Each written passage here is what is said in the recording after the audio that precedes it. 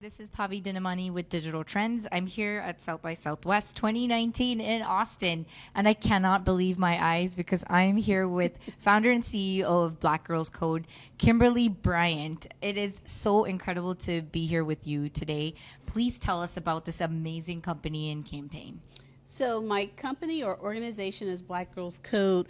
We're a nonprofit organization that was founded in the Bay Area, San Francisco Bay Area, with a focus on changing the face of technology.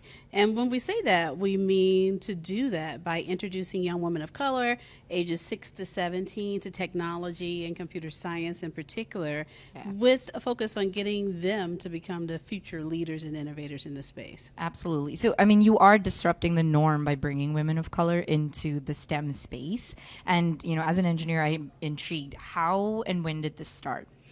Well, I always say that Black Girls Code was a bit of serendipity. I was not planning to start a nonprofit organization. I wanted no parts of starting a nonprofit organization, but this path found me because my daughter Kai was 10 years old, right in middle school, and was having this really blossoming interest in being a video game developer, or really at that time a video game tester even. Nice. And I wanted her to, really find a way to expand her aspirations and understand that she could not just test these games that she was playing, that she could actually build them. Nice. And I found that at that time, back in 2010 and 11, there weren't very many organizations like BGC, which centered or brought together groups of girls who were geeky and into coding and technology. Yes, and we even though we exist, there wasn't many organizations that really focused on bringing together that type of community.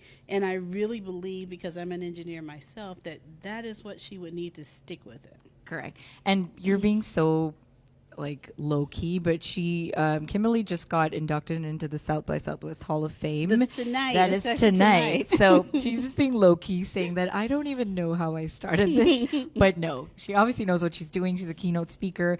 Segueing into how you said that for you it was a personal start. Mm-hmm. What do you teach these girls? Well, we started out by teaching a few basic coding topics. So we started with HTML, CSS, moved into mobile app development. Then we started to, and for me, reluctantly, I never really wanted to focus on game development, but that was my daughter's thing, and I found that so many of our students were really into gaming.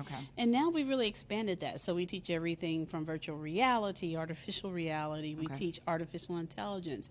We teach blockchain. We're actually teaching a workshop on blockchain here on Wednesday. Our students are actually teaching it. So we really try to stay on top of where the technology trends, to digital trends, are going, to make sure our girls have exposure and experience well before they get to college. So how long are the programs? Well, our programs run January through December. There's not one cohort.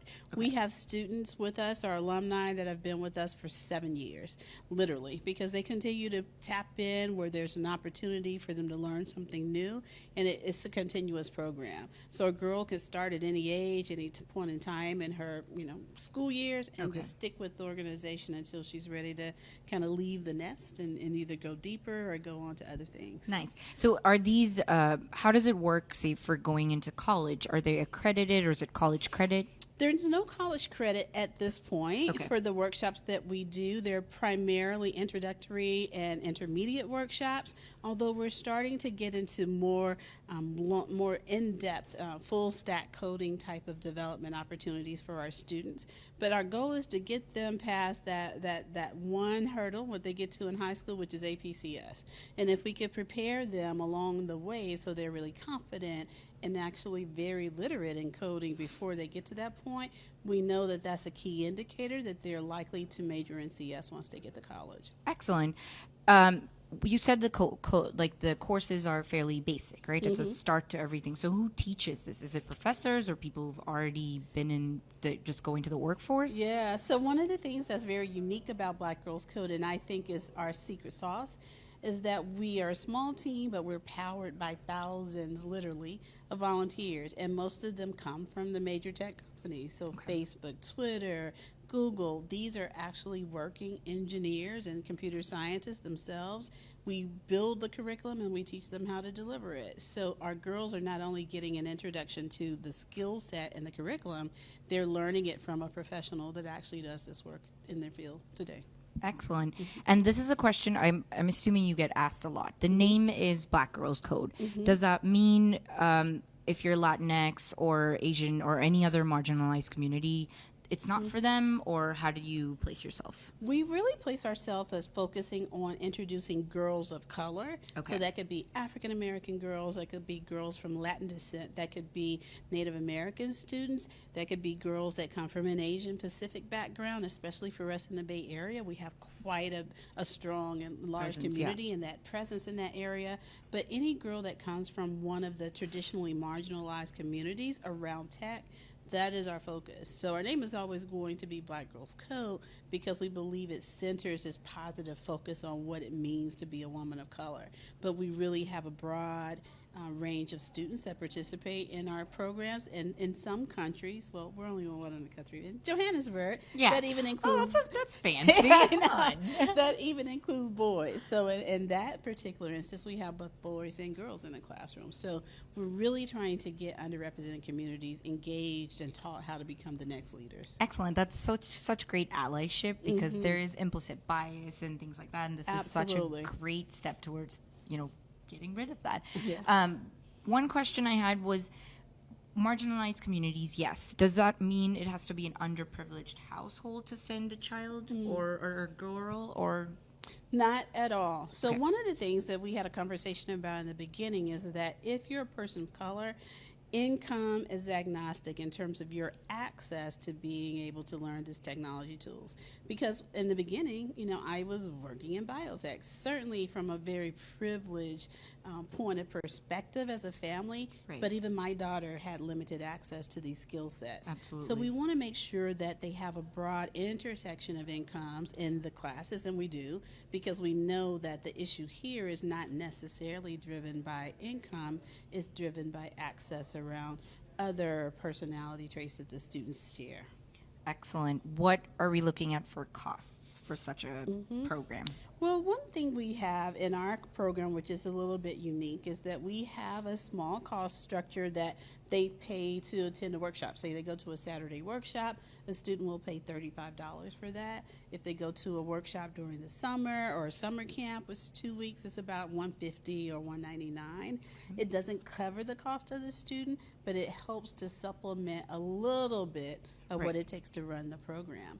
Everything else comes from support from our partners and our sponsors, like the Googles, the Oracles, etc., that the GMs, Microsoft, that actually give us funding to support the workshops and programs that we offer. So where are you now? Are you worldwide? I know you said Johannesburg. Is there any more we're looking forward to? Absolutely. So we currently have 14 chapters across the U.S. in various cities from Bay Area all the way to Boston, all over.